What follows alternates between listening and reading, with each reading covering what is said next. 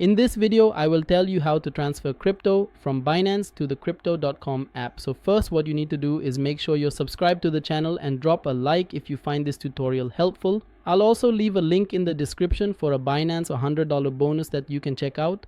For this example, let's use USDC. On Binance, go to withdraw and select send via crypto network. Now you'll need to provide the deposit address. Binance supports a wide range of networks, so we'll match it with what we select on Crypto.com. Open the Crypto.com app, choose deposit, then deposit crypto, pick the coin you're transferring, in this case USDC, and then choose the network. For this demo, I'll use Arbitrum 1 since it offers low fees. Copy the wallet address and go back to Binance, then paste the address into the withdrawal field. Make sure the network selected is Arbitrum 1. Enter the amount you want to send. For example, the network fee here is just 0.095 USDC, and it stays the same whether you're sending 100 or more. Once everything looks correct, just confirm the withdrawal and your USDC will be on its way to your Crypto.com wallet.